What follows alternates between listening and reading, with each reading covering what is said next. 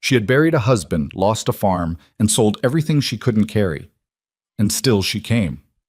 Adeline Mercer stepped off the train at Trestle Creek, Colorado, with a worn leather bag, $32 hidden in her boot, and a letter from a man she had never met, promising a future she wasn't sure she deserved. The platform was empty. No wagon, no man, no welcome. Just wind that cut through her coat like it had somewhere to be, and strangers who looked at her the way people look at something they expect to fail. She should have turned back. She didn't. If this story speaks to you, hit that like button and drop a comment with the city you're watching from. I want to see how far this story travels. The train had been 3 days out of Kansas City, and Adeline had spent most of it sitting straight-backed in a second-class car that smelled of coal smoke and wet wool, watching the land outside flatten and then harden into something else entirely.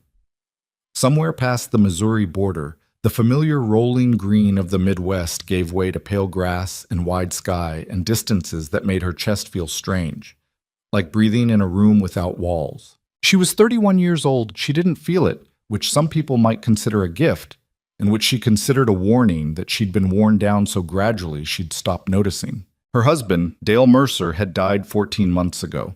Pneumonia, the doctor had said, which was accurate the way a weather report is accurate. It told you what happened, but not what it cost. Dale had been a decent man, not a remarkable one, and she had loved him in the steady, practical way that long marriages sometimes produce. Not the kind that lights a room, but the kind that keeps it warm. When he died, she'd found debts she hadn't known existed. When those were settled, the farm went with them. When the farm went, so did the illusion that she had anywhere to stand. Her sister in Ohio had offered a room. The word charity hadn't been spoken, but it had been understood. Adeline had lasted 6 weeks before she started reading the advertisements in the back pages of the Prairie Settlers Gazette. Rancher, widower, 34, Trestle Creek, Colorado. Established homestead. Seeking a practical woman, willing to work. No expectation of sentiment. Serious replies only. She had written him a letter so plain it bordered on cold. She listed her skills the way you'd list tools in a shed.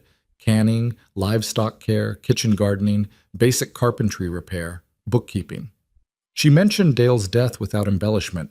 She said she wasn't looking for romance, only an honest arrangement with a man who understood what honest work looked like. She said she was serious. He'd written back in 3 weeks. The reply was short. Come in March. Train to Trestle Creek. I'll meet you at the platform. She'd read that sentence 4 times. I'll meet you at the platform. It had seemed like a small promise, the kind that costs nothing to make. She had packed accordingly. The platform at Trestle Creek was wooden and half-warped from the freeze-thaw cycle, elevated maybe 2 feet above a dirt road that ran straight into the center of a town that appeared to be losing an argument with time. She counted the buildings visible from where she stood: a general store with a faded sign, a feed merchant, something that might be a hotel, a livery stable whose doors hung slightly off-plumb, and what appeared to be a saloon that was doing better business than everything else combined. A couple of other passengers had gotten off the train. They'd been met immediately. A man in a heavy coat catching his wife by both hands, a younger fellow being clapped on the back by what was probably his father. That reunion business had lasted about 40 seconds, and then they were gone, all of them, folded into the town like they'd never been absent. Adeline stood on the platform with her bag and waited. The train sat for another 10 minutes, taking on water and freight, and then it pulled out heading northwest. The sound of it faded over maybe 2 minutes, and then the wind came back in to fill the silence, and she was looking at a town that was already going about its business without any interest in her whatsoever. She checked her watch. The train had been 7 minutes early, which was unusual. She waited another 20 minutes past the scheduled arrival time. No wagon came. A boy of about 12 was sitting on the livery fence, watching her the way boys that age watch strangers, with open assessment and absolutely no social grace. "You waiting on somebody?" he called. "Rhett Calloway," she said. The boy's expression shifted, not dramatically, but enough. "Calloway," he repeated, like it was a word with a particular flavor. "You know the name? Everybody knows the Calloway place." He didn't offer anything else for a moment, then seemed to decide she deserved the minimum. His ranch is about 9 miles out, Northwest Road, past the Dunbar property. He was supposed to meet me here. The boy shrugged with the complete philosophical indifference of the young. Well, he didn't. She stood there another 30 seconds, feeling the wind push against the side of her face, looking at the empty road where a wagon was supposed to be. Then she picked up her bag and walked toward the livery. The livery was run by a man named Gus Prentice, who was roughly the size and personality of a fence post, but honest enough in his pricing. He had a wagon for hire and a horse named Biscuit, who looked like she'd seen better decades, but was, according to Gus, steady. "You going out to the Calloway place?" he asked, not looking up from the harness he was mending. "Yes." "Alone?" "Appears so." He did look up then. He was maybe 60, with a face that had been out in the weather for all of those years. He didn't look alarmed exactly, more like he was running a private calculation. "Road's not bad," he said finally. "Mostly. Stay on the northwest track past the split cottonwood, then follow the fence line left. You'll see the ridge, then the property drops down after it." "Thank you." "Take the blanket off that nail," he said, nodding toward the wall. "Temperature drops fast out here once the sun tips." She took the blanket. She paid him $2.50, which was fair. He helped her load her bag into the wagon without being asked, which she appreciated more than she said. She climbed up onto the bench, settled the reins in her hands with the practiced ease of someone who'd done it 10,000 times on flatter land, and turned Biscuit toward the northwest road. Biscuit. The land outside Trestle Creek was beautiful in the way that difficult things sometimes are. Starkly, without apology. The grass was still winter pale, pressed flat in places by snow that had melted and refrozen a dozen times over. The ridgelines to the west were ragged against a sky so blue it looked painted. Nothing out here was soft. The trees where they existed were low and wind-bent, shaped by years of pressure into permanent lean. Adeline drove and let herself feel the full weight of what she'd done. She had left Ohio with no guarantee beyond a 2-paragraph letter from a man she'd never seen. She had no fallback plan, no other offer, no money beyond what she'd managed to save from the sale of the farm's last equipment. She had a name and an address, and the understanding, implicit, never stated, that if this didn't work, she had no clear idea what came next. She was not a woman given to panic, but she was also not a woman given to pretending that fear didn't exist. It existed. It sat in the bench beside her like a second passenger, and she acknowledged it, and she kept driving. The split cottonwood appeared at about the 4-mile mark, just as Gus had described. A massive old tree sheared down the center, both halves still standing, still alive, bent away from each other like two people who'd had a disagreement and hadn't spoken since. She turned left at the fence line, as instructed, and felt the road deteriorate slightly beneath the wagon wheels. The ridge appeared an hour later. She crested it and stopped. Below her, the land opened into a shallow valley, and in the center of it sat a homestead. Even from this distance, even in the failing light of late afternoon, she could read it the way a person who'd grown up working land could always read a homestead. It was struggling. The main house was solid enough, 2 stories, stone foundation, but the outbuildings wore the tired, apologetic look of structures that hadn't been properly maintained in some time. A fence on the east side of the property was down in at least 2 places, the broken posts visible as dark angles against the pale grass. A chicken coop near the main barn had a wall that appeared to be leaning like it was trying to lie down. She sat there for a moment, looking at all of it. "Well," she said to Biscuit, "it's something." Biscuit did not disagree. She drove down into the valley. The man who came out of the barn when she pulled into the yard was not what she'd expected, which was its own kind of information. She'd built up an image of Rhett Calloway the way people build up images of people they know only through letters. Partial, cautious, somewhat fictional. She'd imagined someone solid and weather-beaten and deliberate. She'd been right about all 3. What she hadn't imagined was the particular quality of his stillness, the way he stopped in the barn doorway and looked at her with an expression that wasn't unfriendly, but wasn't anything else either. Just a man absorbing a fact. He was tall, with the kind of build that comes from actual work rather than intention. Dark hair, longer than fashionable, pushed back from a face that had been out in the sun and wind long enough to carry the record of it. His coat was patched at one elbow. His boots were good but worn hard. He was maybe 34, which matched the advertisement, and he looked every one of those years. He didn't say anything for a moment. Neither did she. Then he said, "Mrs. Mercer." "Mr. Calloway." A pause. "I forgot." She looked at him. "You forgot." "The date." He said it flat, not as an excuse exactly, more as a statement of a thing that had happened. "I've been moving cattle since daybreak. Lost track of the week." She considered that. She'd traveled 3 days, sold most of what she'd owned, come 9 miles alone through unfamiliar country, and he had lost track of the week. "All right," she said. Something moved across his face, not quite surprise, but close to it, like he'd braced for something and it hadn't come. "You want to come inside?" he said. It wasn't quite a question. "Yes." He moved to help her down from the wagon, offering a hand that she took without ceremony. Up close he smelled like horses and wood smoke and cold air.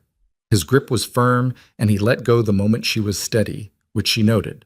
He tied Biscuit to the post and carried her bag to the house without being asked, which she also noted. The inside of the house was plain and clean. Or rather, it had been cleaned recently, probably in the last day or two, in the imperfect way a person cleans when they're not accustomed to doing it for company. There were dishes stacked by the wash basin that were one dish off from actually being put away. There was a rug in front of the fireplace that had been beaten, but not recently enough. The furniture was minimal: a table, 4 chairs, a settle near the fireplace, shelves along the back wall with a modest store of provisions that she cataloged automatically, a wood stove in the corner. A decent one, she was relieved to see. "There's a room upstairs," Rhett said. "Second door. It was cleared out." "Thank you." He stood in the middle of the room like he wasn't quite sure what the next step was. She wondered how long he'd been alone out here, if the last woman in this house had been his wife, and how long ago that was. "I'll put on coffee," she said. He blinked. "You don't have to." "I've been sitting in a wagon for 3 hours and a train for 3 days," she said. "I'm going to make coffee. You can stand there or you can sit down." He sat down. She found the coffee tin in the third cabinet she opened, which was, she thought, a reasonable success rate for a kitchen you'd never been in.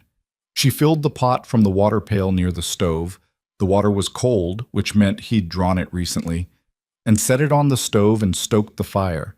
And when she turned around, he was watching her with that same flat expression that was starting to seem less like blankness and more like a particular kind of attention. "You don't have to do that," he said again. "You said that already. I mean, you just arrived." "I'm aware," she said. "Sitting still and waiting for someone else to make the coffee isn't something I do well. Now, I'd like to talk about the arrangement you described in your letter." He shifted. "We could do that after you've rested." "I've rested enough.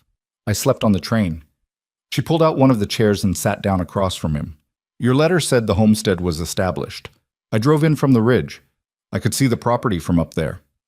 His jaw moved. "It's been a difficult winter." "Is it usually more difficult than other winters, or has this particular situation been building for longer than that?" A silence. "Both," he said.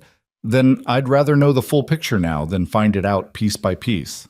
He looked at the table for a moment, then back at her.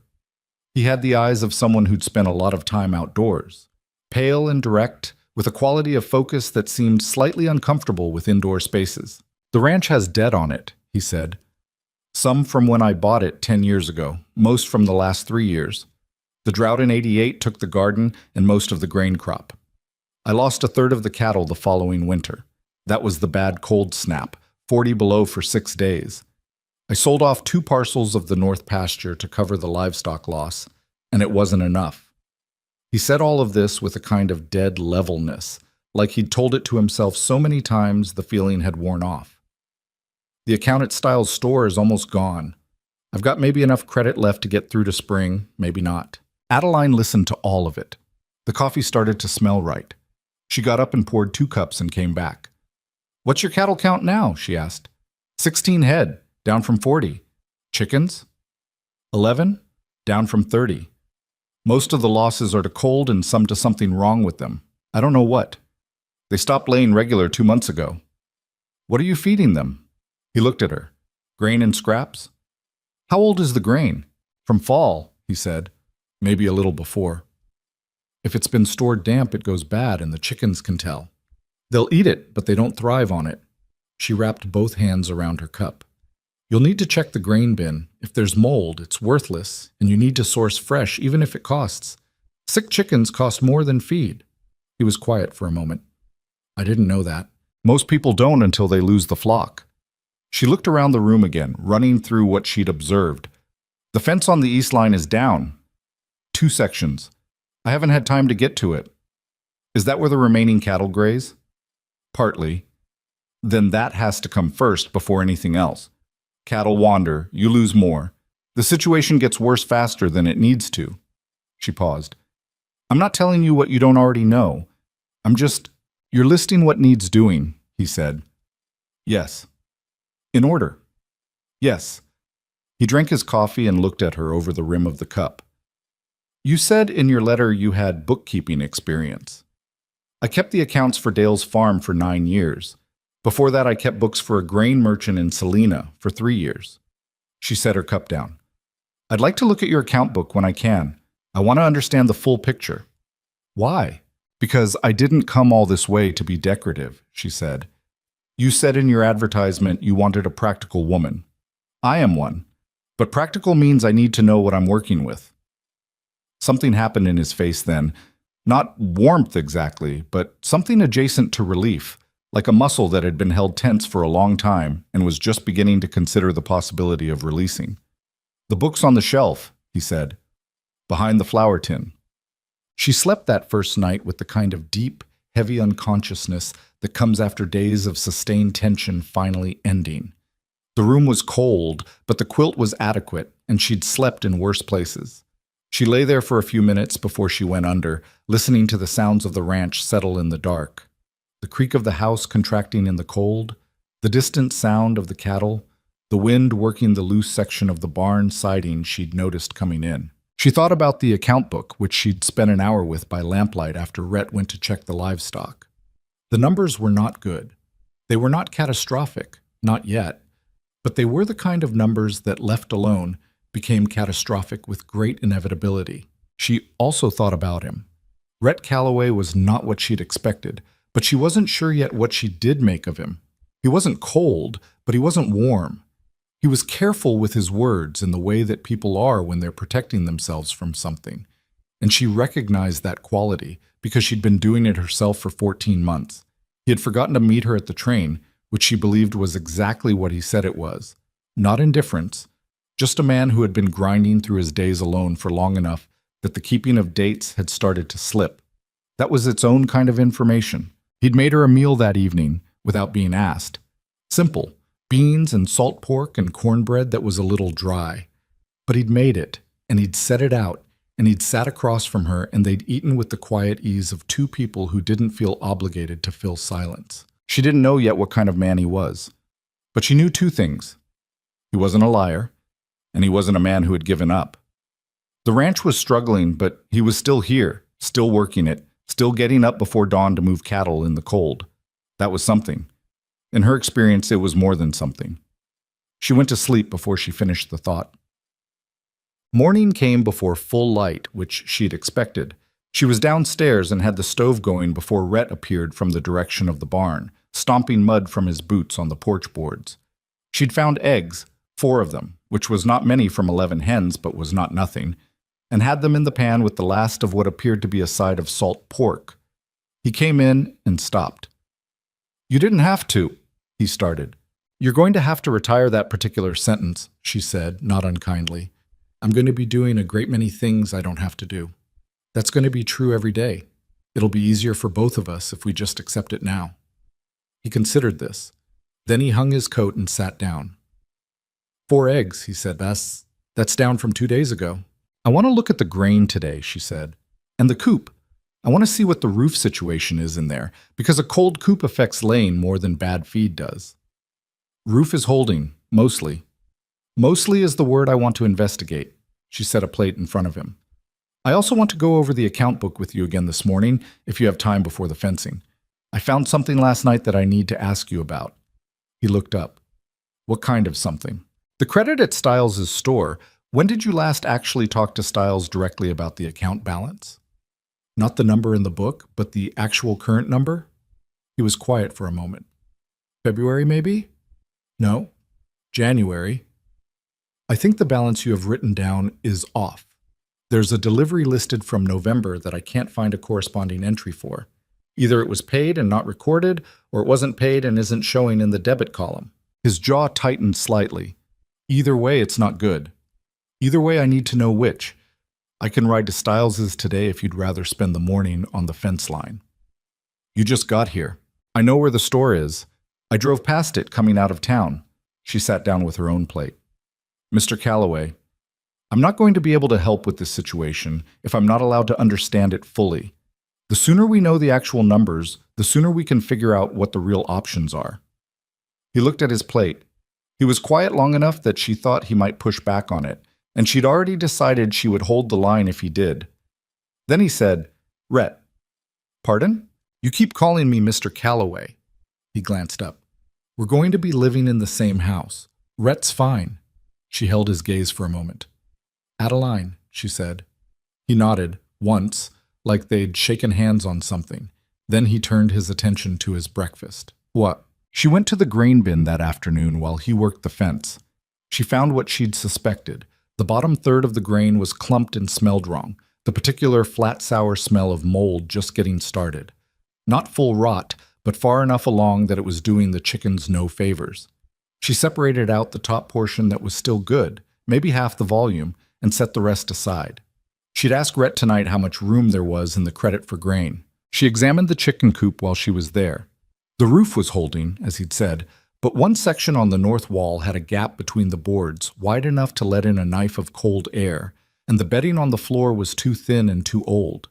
The chickens themselves were alive and didn't appear sick, just subdued, with the dull eyes and minimal movement of birds that were cold and not eating well. You're not dying, she told them, which one of the hens acknowledged by blinking at her with the slow indifference of the species. But you're not happy. We'll fix that. She found straw in the barn and replaced the floor bedding, working until her back ached, which took about 40 minutes. She patched the wall gap with a piece of old sacking and a handful of nails from a tin in the barn.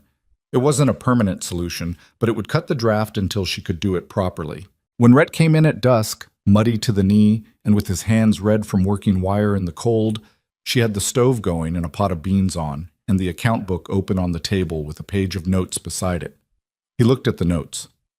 What's that? What I want to talk about after supper. She handed him a towel.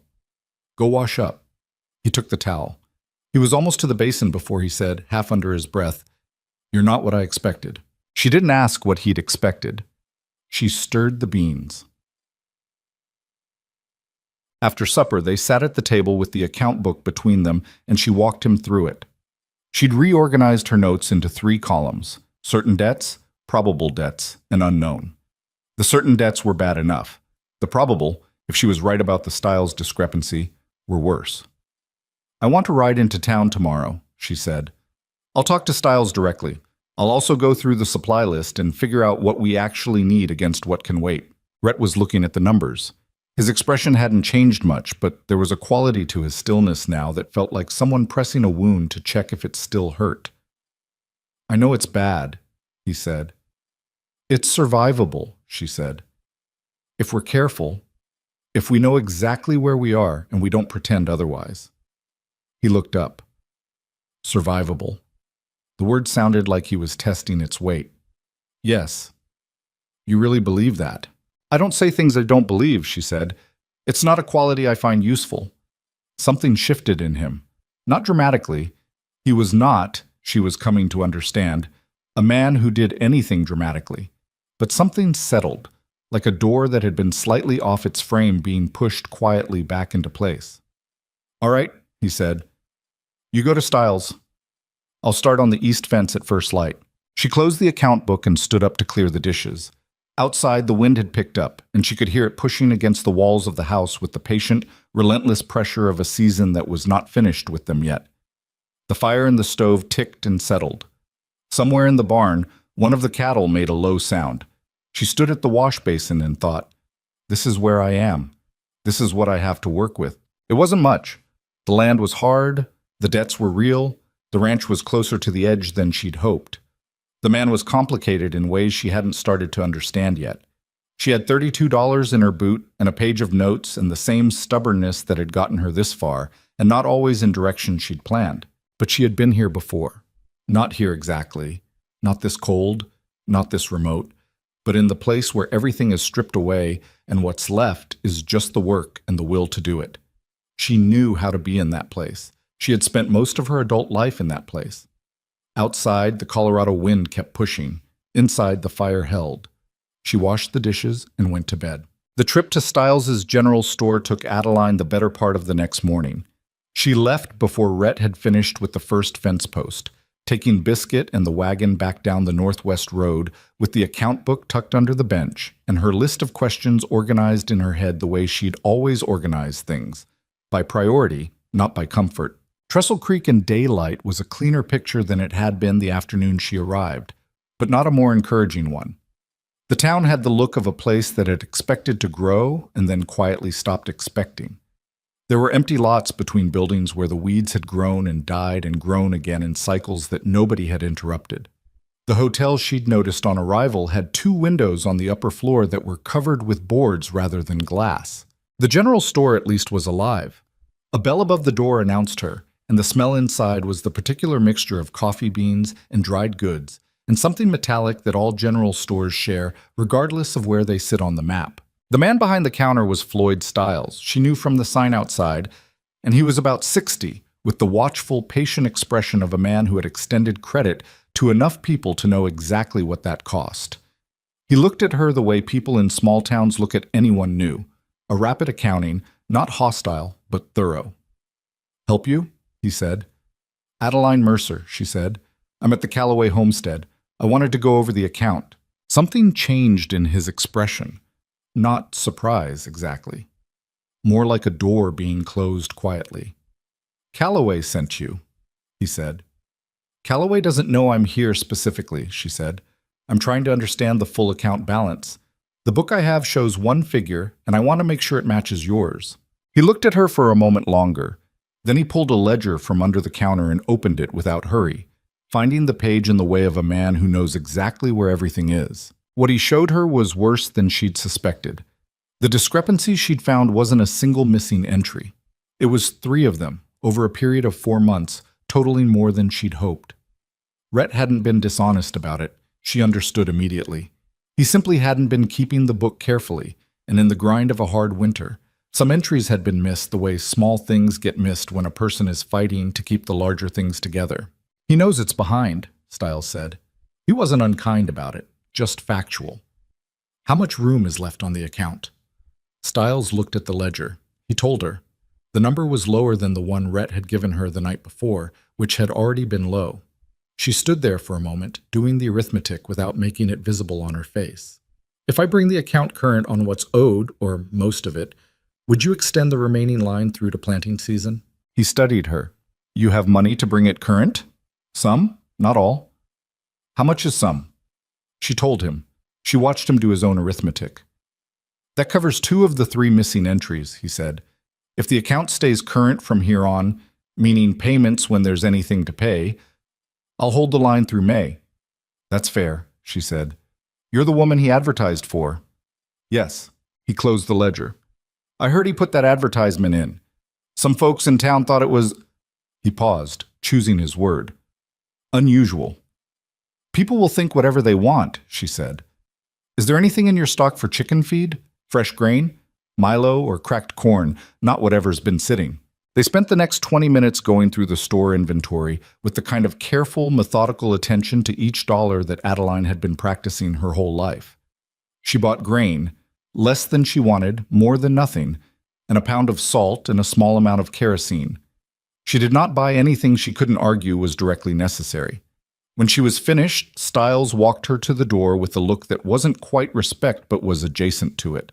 "The Callaway place has good land," he said, like it was something he'd been considering for a while. "Always did." "I know," she said. "That's why I came." She was halfway back to the ranch, the wagon bouncing over frozen ruts in the road. when she passed a neighboring property and a woman came out of the house and called to her from the porch. She was perhaps 45, wide in the shoulders, with a practical face and the kind of voice that carried distance without effort. "You're the one going to Calloway's?" she called. Adeline pulled Biscuit to a stop. "Yes, Nora Dunbar." The woman came down the porch steps and approached the road. "My husband's property borders Calloway's on the southeast. I've been meaning to come over since I heard someone had taken up out there." Adeline Mercer. Nora Dunbar stood at the side of the road and looked at her with frank assessment. "You look like you know what you're doing," she said, like it surprised her slightly. "I'm learning the property," Adeline said. "It's been a harder winter than I expected." Nora's mouth tightened. "The Calloway place has had a harder everything than expected. For a while now." She paused. "Rhett's a good man.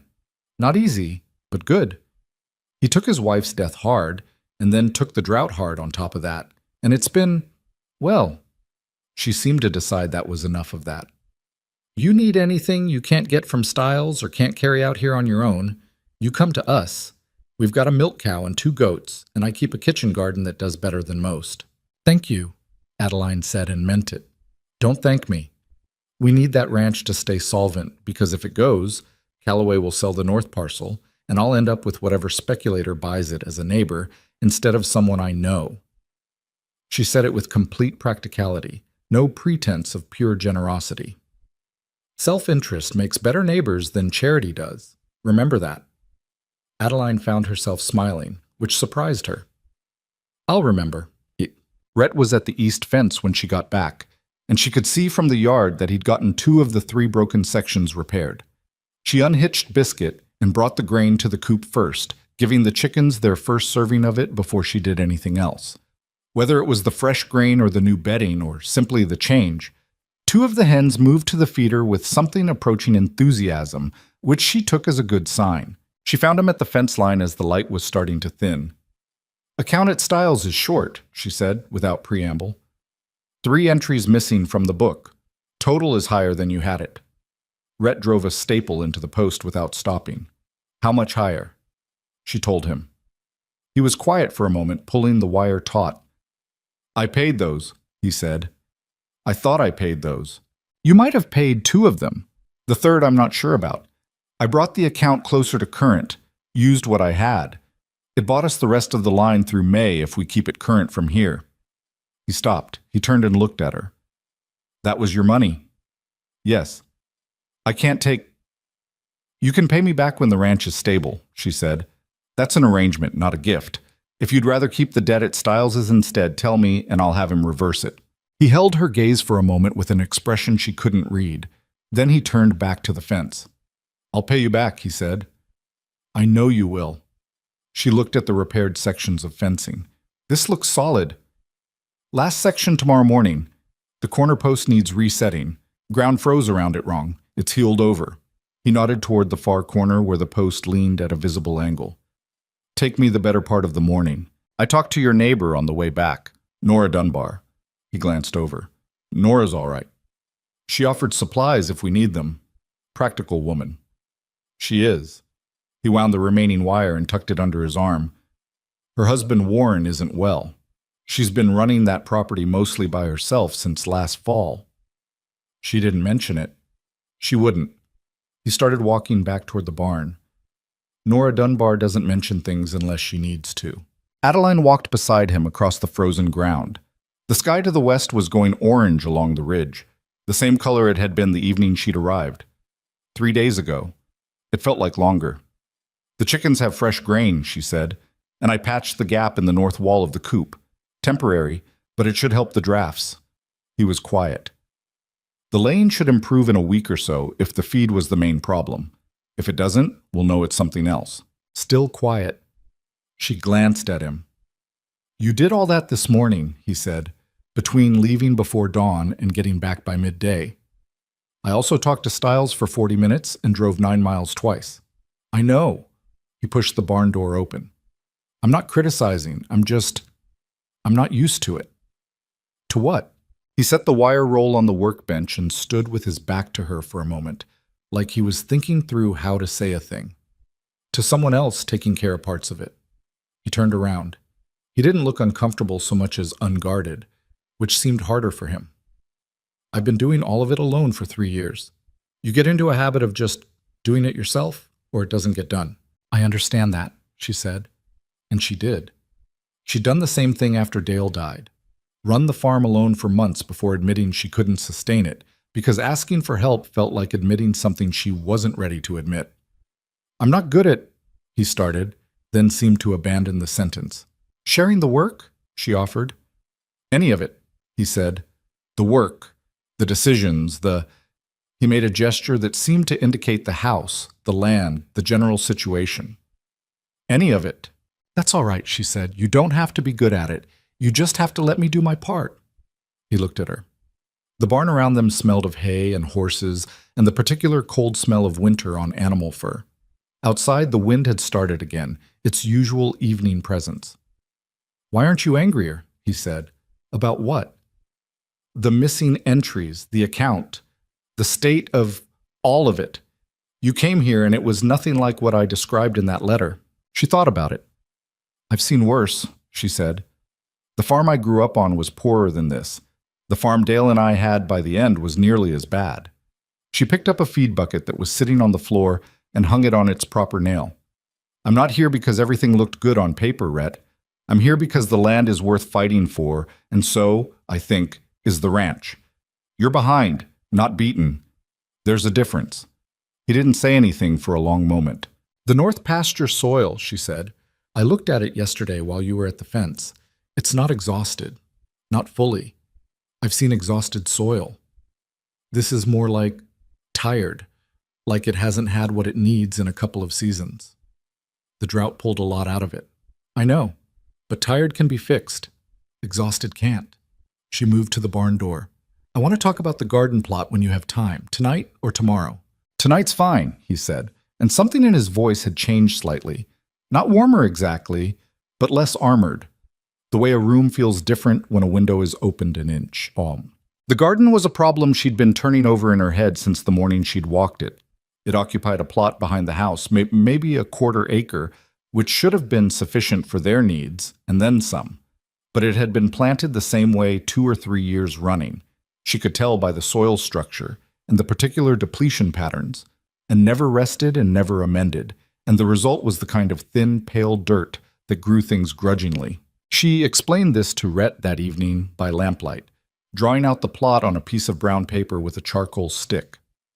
If we rotate it, she said, pointing to the section she'd divided it into, put the root vegetables here where the soil is deepest, leave this section fallow for the season, and work whatever organic material we can into it, kitchen scraps, manure from the barn, if we can get it composted before planting time. That's a lot of work on top of everything else. It is. But if the garden fails again this summer, we have to buy everything from Styles, and we don't have that kind of room on the account. She looked at him across the table. A working garden saves us more money than almost anything else I can think of. It's worth the effort. He studied the rough diagram. I always just planted where my wife planted, he said, and the sentence had a particular flatness to it, the flatness of something said quickly to prevent it from being felt. Didn't question the method. How long ago did she pass? Adeline asked carefully. 4 years. He said it the way he said most things, factual, contained. Fever. The baby, too. He didn't look up from the paper. Don't feel like you have to say something about it. I wasn't going to, she said. And she wasn't. She knew enough about grief to understand that what most people said about it wasn't helpful, and that sometimes the best thing was simply not making the other person have to manage your reaction to their loss. He looked up at her then, briefly, with an expression that was hard to name, something between gratitude and caution. The fallow section, he said, turning back to the diagram. If we're leaving it this season, we could plant a cover crop, something that fixes back into the soil. She blinked. You know about cover cropping? My father did it. I haven't in years. He traced the section with one finger. Clover would work if we can get seed or vetch. Clover would be better for the chickens. They'd eat it off before we turn it under. He made a sound that might have been agreement or might have been the beginning of a thought he didn't finish out loud. They spent another half hour over the diagram, moving between the garden plan and the livestock needs and the fence situation, And somewhere in the middle of it, the conversation stopped feeling like two strangers negotiating the terms of an arrangement and started feeling like something else, though neither of them acknowledged it or probably could have named it precisely. The week that followed set the rhythm of the days to come, and the rhythm was hard.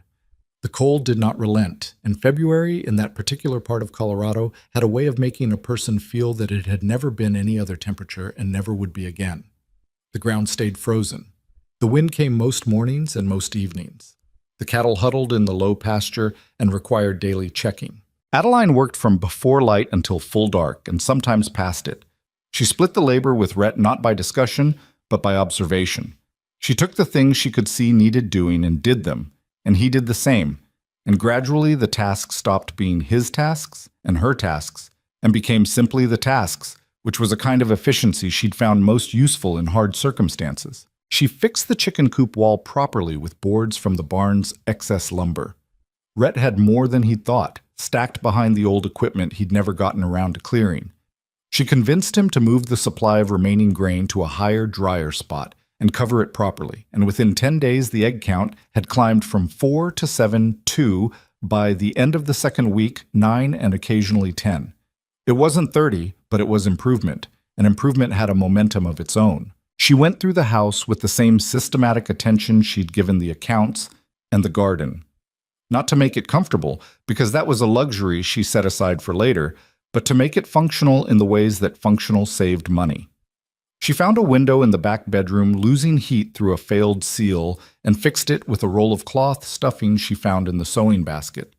She found the wood stove in the main room was drafting incorrectly because the damper was partially seized, and the fix for that was a half hour with a piece of wire and a bowl of water to check the draw.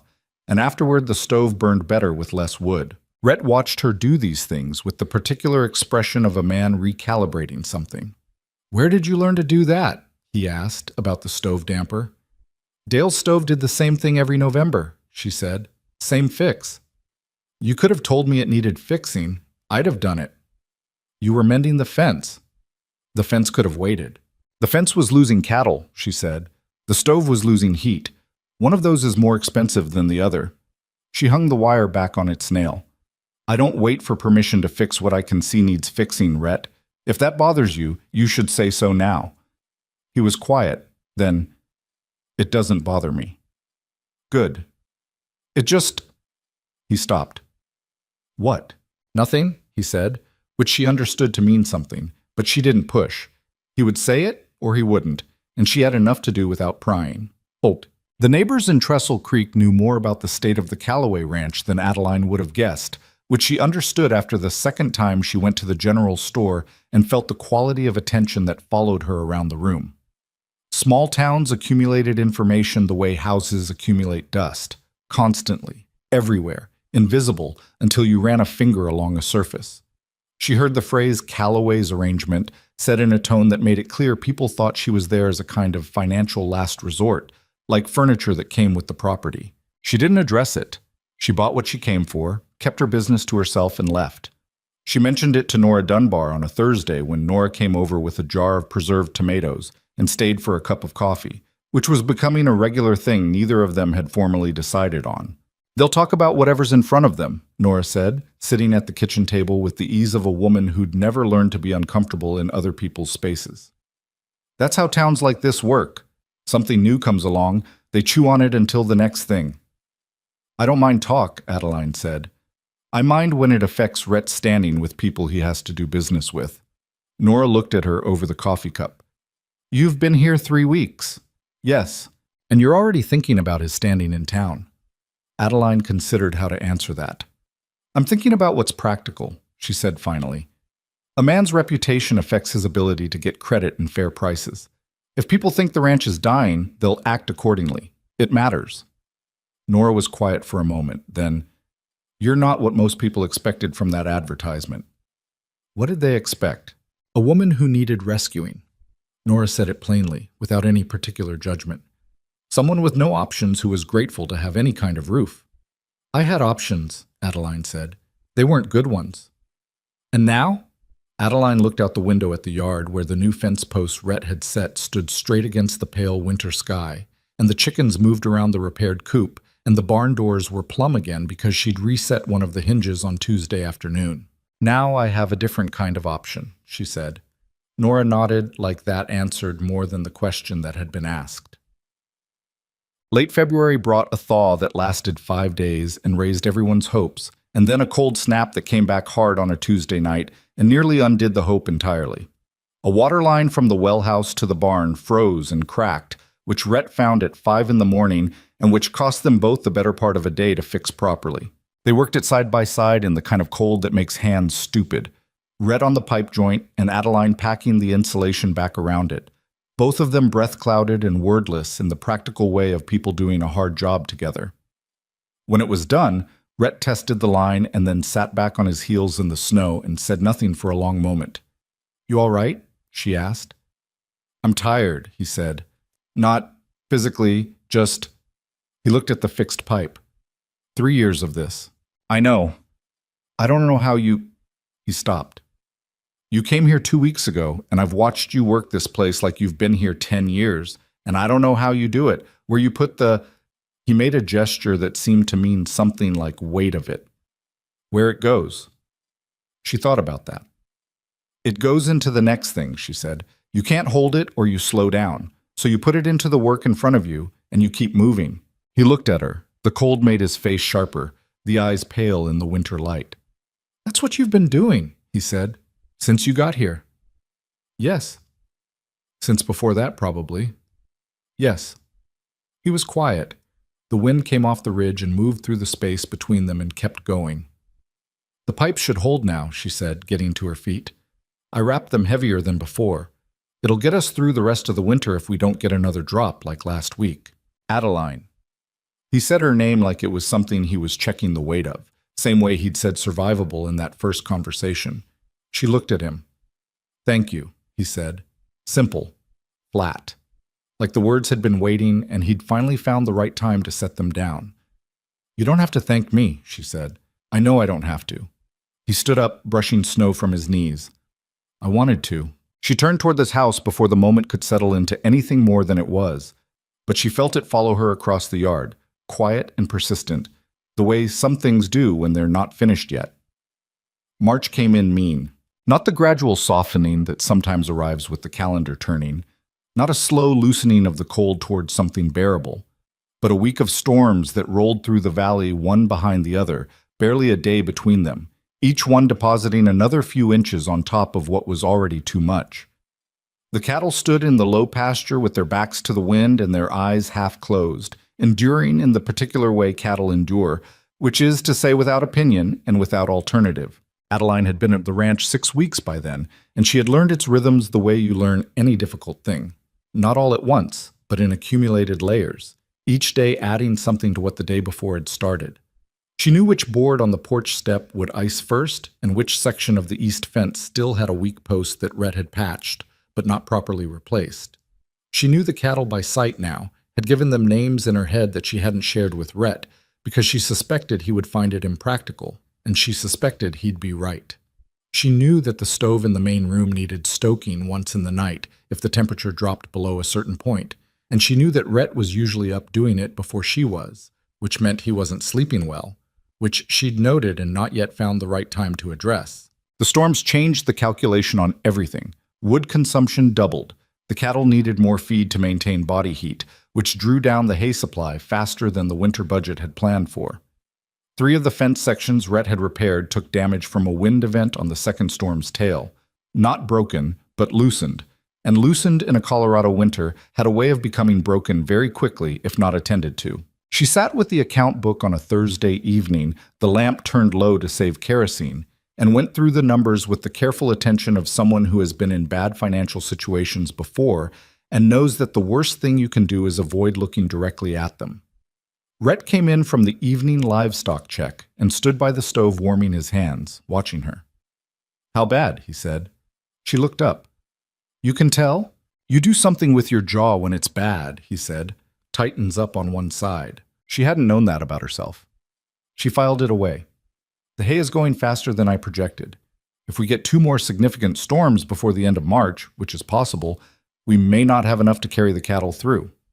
She turned the book toward him. I've been looking at whether we can stretch it by supplementing with what's left of the grain, but the chickens need that, and the math doesn't work cleanly either way. He came to the table and looked at the numbers. He had a way of reading figures. She'd noticed it before, where he went very still, like his body was redirecting its energy entirely into his eyes. The north field has some standing grass under the snow, he said. If we have a thaw long enough to let the cattle out to it, we'd need 3 days minimum. The snowpack is too deep right now for them to get to anything useful. She tapped the page. The other option is to sell 2 head before we need to. Take the income and use it to buy additional hay from the Dunbar property. Nora mentioned they had surplus. Rhett's jaw tightened. Not the same way hers did, apparently, but she recognized it now. Selling into a bad market in March gets us less than they're worth, I know, but it's better than losing them to starvation in April, which gets us nothing. She looked at him. I'm not saying it's a good option. I'm saying it might be the least bad one. He pulled out a chair and sat down heavily. He hadn't taken his coat off yet, and he looked like a man who'd been carrying something heavy for long enough that he'd stopped noticing the weight and would only feel it when he finally set it down. I had 40 head 3 years ago, he said. I know. 40 head in a full hay barn and a garden that produced enough to put up for 2 winters. He said it without self-pity, more like he was reading from a document that described someone else's life. I don't know how it all got so far from that. It got far from it the same way most things do, Adeline said. One thing at a time, each thing making the next thing harder. He looked at the table. My father would have said I wasn't paying attention. Your father didn't have the drought or the cold snap. He had plenty of bad years. Did he have them alone? The question landed and sat there. He didn't answer it for a moment. No, he said finally. He had my mother. She didn't push further. She closed the account book and set it aside. Tomorrow I'm going to Dunbar's to ask Nora about the hay surplus and what she'd want for it. We don't have to decide about selling the cattle until I know whether that option exists. I'll go. You need to reset those fence sections before the next weather system. I can handle a conversation with Nora. She stood and moved to the stove to put on water. You can disagree with me about it if you want to. I'm not disagreeing, he said. I just don't like someone else handling your business. Don't like asking for help, he said, which was a different thing, and she recognized it as an honest answer. I know, she said, but we're past the point where pride is a thing we can afford to keep. Nora Dunbar had the hay. Not a large surplus, but enough. 12 bales she could spare if the price was fair, and Nora Dunbar's idea of fair was reasonable, which Adeline had come to expect. They settled it over coffee in Nora's kitchen, which was warmer than the Calloway house and smelled of bread, and Nora didn't make the transaction into anything more than it was, which Adeline appreciated. How's Rhett managing? Nora asked, pouring a second cup. He's managing. That's not really an answer. Adeline looked at her. He's tired, she said, and he's not used to things going the way they're going. Which way is that? Forward. She said it simply, not as a boast. I think he'd been braced for it all to collapse so long that he doesn't quite know what to do when it doesn't. Nora was quiet for a moment. She had the quality of a person who listened carefully and spoke economically, and Adeline had found herself trusting it. He lost a lot when Clara died, Nora said. Not just her. He lost the version of himself that believed things would work out.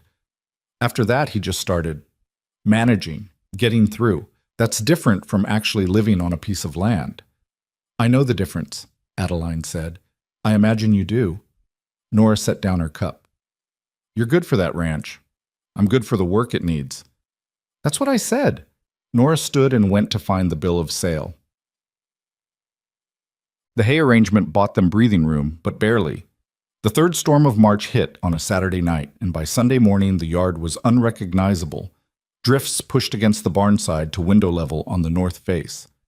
Adeline was up at 4 when she heard the wind change pitch, which was a sound she'd come to interpret the way sailors read barometric pressure, as information that required a response. She got the stove going and put on water and was pulling on her coat when Rhett came downstairs, also dressed, also having apparently heard the same thing. They looked at each other. Cattle, he said. Cattle, she agreed. The next 3 hours were the hardest physical work she'd done since arriving. The snow was deep enough that moving through the yard required deliberate effort, each step punching through a crust that held for a moment and then gave way. The cattle had huddled in the lee of the barn as far from the wind as they could press, and two of them had gotten separated from the group during the night and needed to be found and moved before the cold did lasting damage. She took the east side of the property, and Rhett took the west, and she found both missing cattle in the low drainage ditch that ran along the fence line. Not hurt, just cold and stuck, and complaining about it in the low, continuous way that cold cattle complain, which she'd found more communicative than she expected. Getting them out took 40 minutes, one of which involved her up to her knee in snow that had drifted into the ditch, hauling on a lead rope while the heifer in question made her feelings abundantly clear. When she got back to the barn, Rhett was already there. He looked at the state of her, snow-packed to the knee, coat dark with moisture, hair escaped from its pins and plastered to the side of her face, and she looked at the state of him, which was roughly equivalent, and neither of them said anything for a moment. Then he started laughing. It wasn't a big sound, more like something that had been under pressure finding a small release, but it was real, and she hadn't heard it before.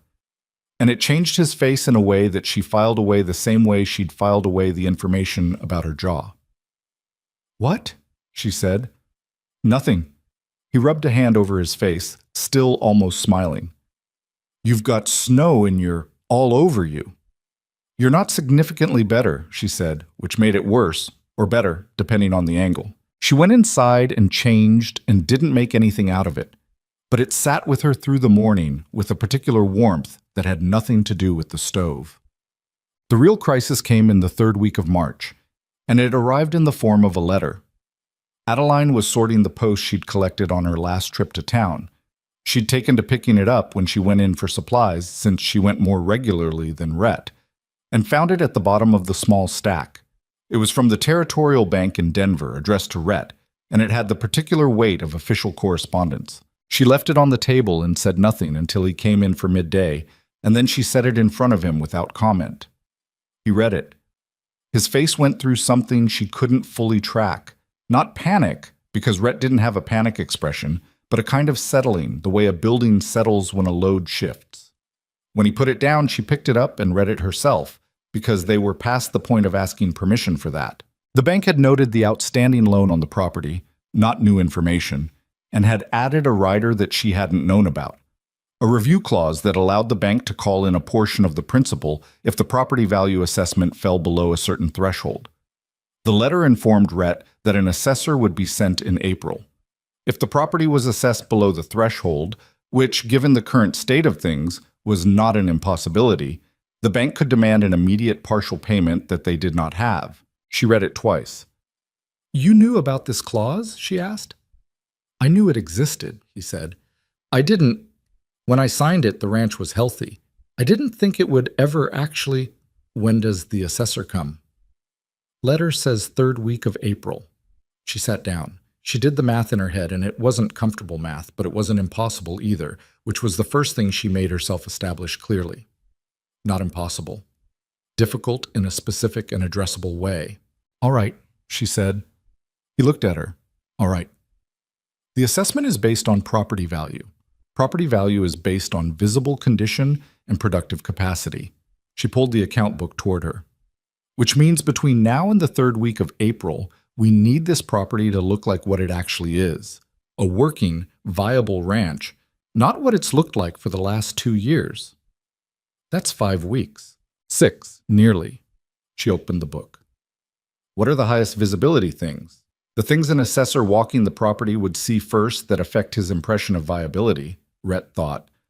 "Fencing, barn condition, livestock count and condition, the house. Garden? This time of year, no. Ground's still frozen. He won't expect to see a garden in April. The coop? Possibly. If the chickens are laying and healthy, that's income. That matters."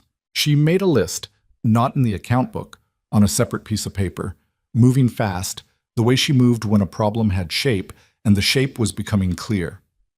"The barn roof has a section on the east side that needs patching. I've been waiting on that. I've been waiting on that for 2 years. We can't wait anymore."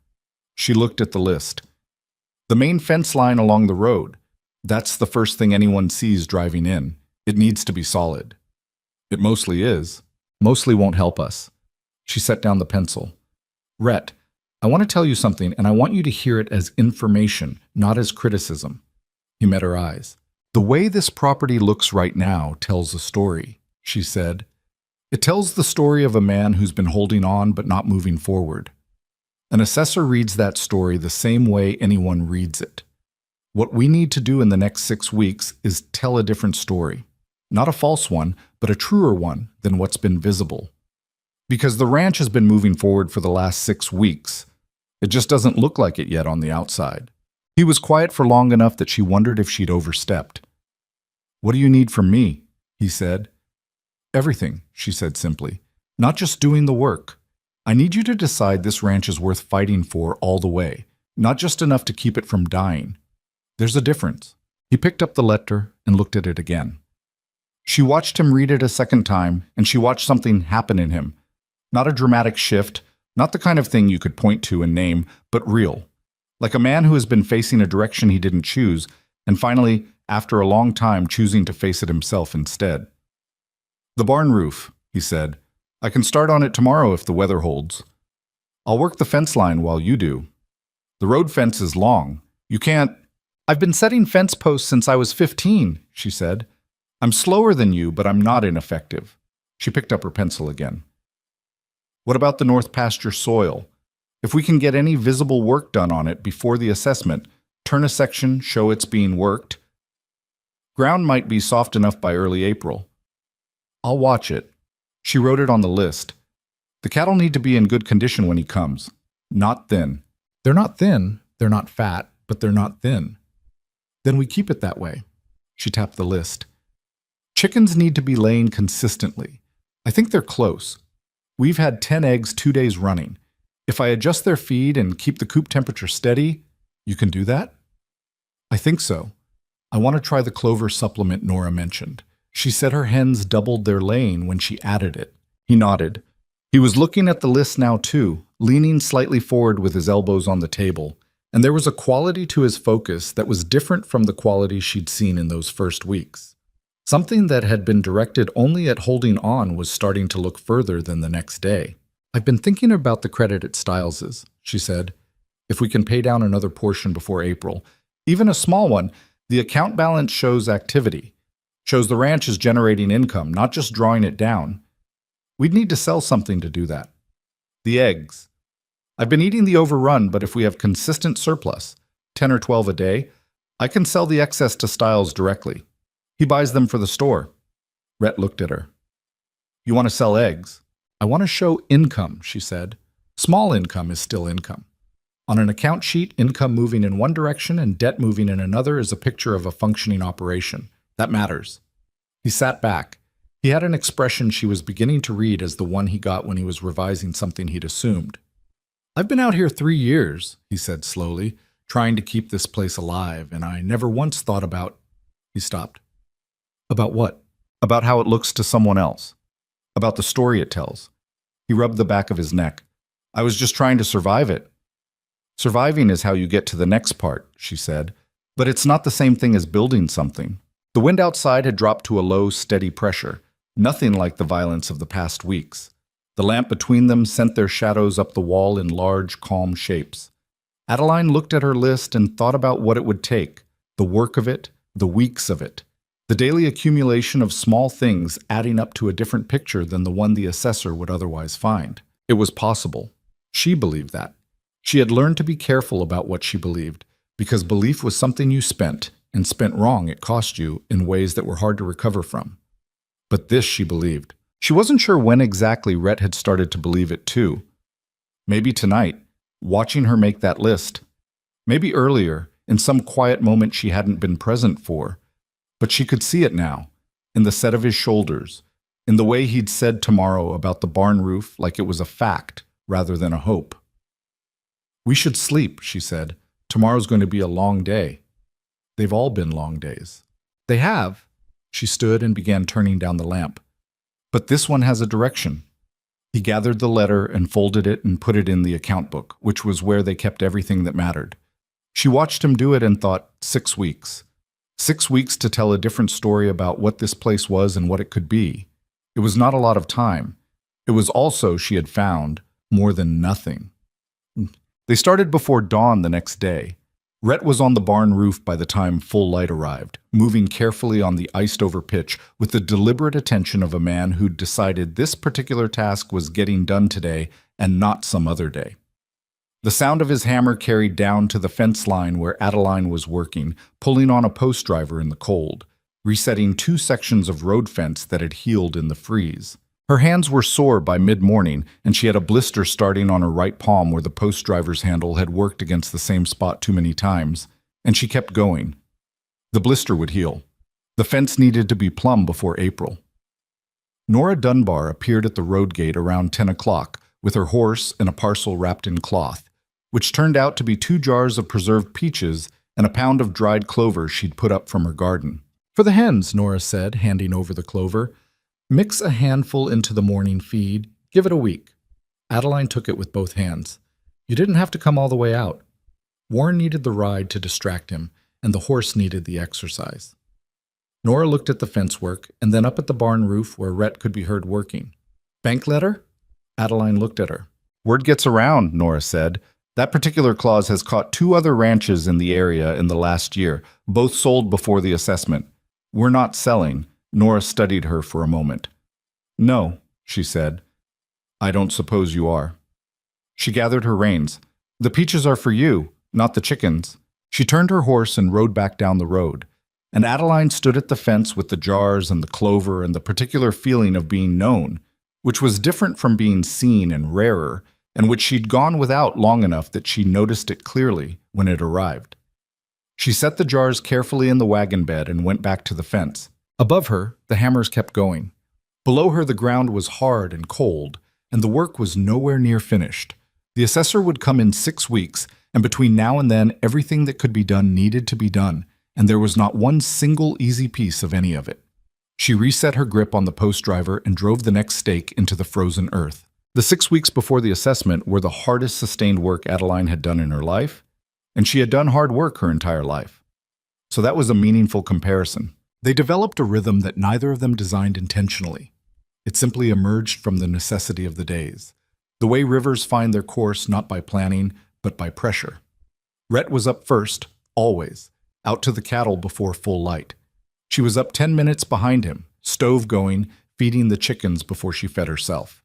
By the time the morning check was done, they were both at the table with coffee and whatever food was quick, and they went through the day's priorities in the shorthand of 2 people who had stopped needing to explain context to each other. That shorthand had developed without announcement. It was one of those things that Adeline noticed only in retrospect. The moment she realized she could say the North Corner Post, and Rhett knew exactly which one, or that he could say the feed situation and she already knew he meant the shrinking hay supply, not the grain. They had developed a shared language for the ranch the way people develop shared languages for anything they inhabit together long enough. The barn roof held. Rhett had spent 2 full days on it, working in cold that made the metal nails painful to handle, and the result was not beautiful, but it was solid, properly overlapped and nailed, no more section where the weather could get in and rot the timbers underneath. When he came down the second evening, with his hands stiff and his knees sore from working the pitch all day, he stood back and looked at it for a moment in the fading light without saying anything, and Adeline stood beside him and looked at it too. "Good," she said. "Good enough," he said, which from Rhett she had come to understand meant the same thing. The fence along the road came together over the following week and a half, Adeline taking the near sections while Rhett handled the corners and the stretches that required more physical leverage than she could reliably generate. She had told him she was slower, not ineffective, and that had been accurate. She reset 14 posts in 11 days, which left her right shoulder aching in a specific way that she suspected would take months to fully resolve, and she didn't mention it because mentioning it wouldn't change what needed doing. The chickens, to her real relief, responded to the clover supplement within 8 days. The laying climbed from 10 to 14, then to 17, and settled around 15 as a consistent daily count. She began selling the surplus to Stiles on her supply runs, a small transaction, a few cents at a time. But the entries in the account book moved in the right direction, income recorded against debt, and the picture it made was the picture she'd described to Rhett, a functioning operation. Stiles mentioned it to her one morning without quite meaning to. in the way people reveal things when they're accustomed to a place having a reputation, and the reputation is changing. "You've been coming in regular," he said, weighing out the eggs she'd brought. "Every 8 days, roughly." Calloway never came in that regular. He said it neutrally, not as criticism, more as observation. "Used to be I'd see him once a month, sometimes less." "We've been busy," she said. He looked at her over the eggs. "I can see that." He wrote the credit in the ledger and turned it to show her, and she looked at the balance. Still a debt, still significant, but moving. "Word's getting around that the Calloway place is active again," he said. "Folks noticed the fence on the road. Someone mentioned the barn roof." "People notice what they drive past," she said. "They do." He handed her the ledger to initial. "Bank assessor from Denver comes through town every April, stays at the hotel, usually asks around before he goes out to the properties."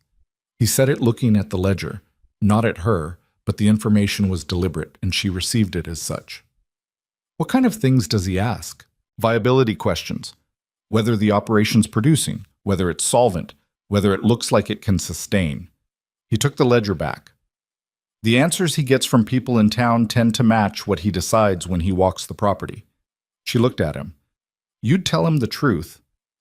"I'd tell him what I've seen," Stiles said, "which has been changing." He began wrapping her supplies. "That's all I'm saying."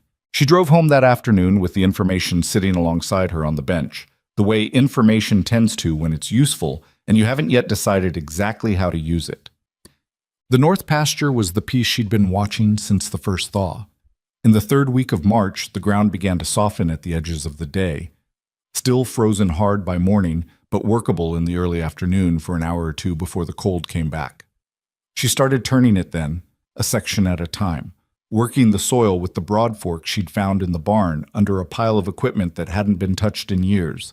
The tines went in hard, required full body weight, and the result was a turned-over strip maybe 3 feet wide per pass that looked like actual work being done on the land. She was in the middle of it one afternoon when Rhett appeared at the field edge and watched her for a moment.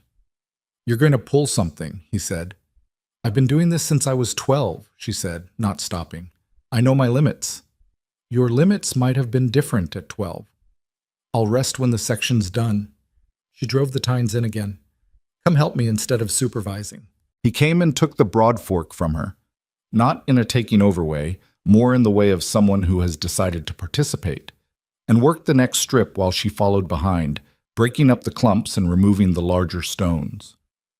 They went down the section that way, trading the heavy work back and forth, and by the end of an hour had turned a strip 20 feet long that looked, from the road, like a field being actively managed. "Cloverseed goes in first," she said, catching her breath.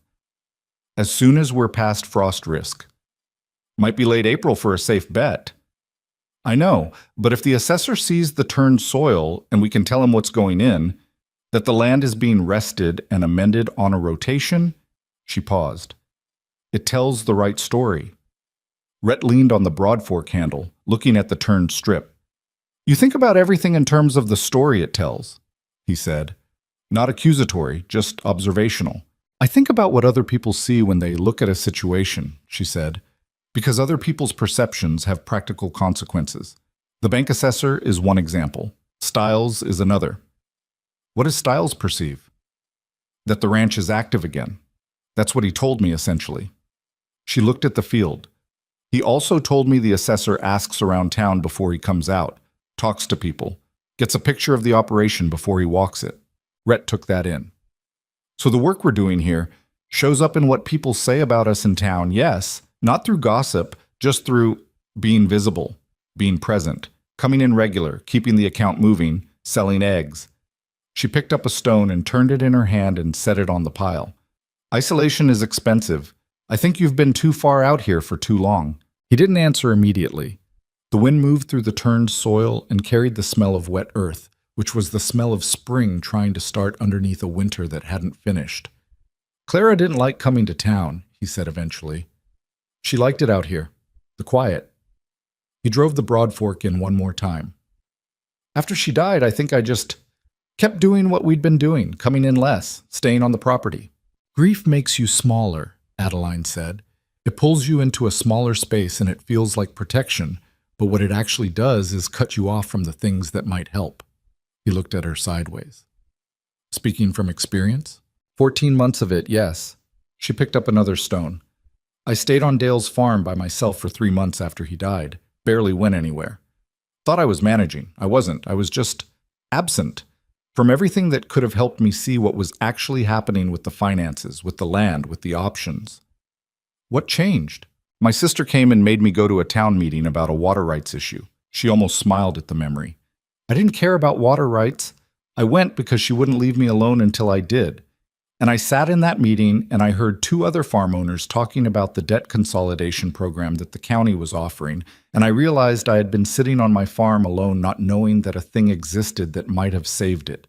She set the stone on the pile. I didn't save it. The debt was too far gone, but I learned something about what isolation costs. Rhett was quiet for a while, working. The sound of the tines going into the softened earth came at regular intervals.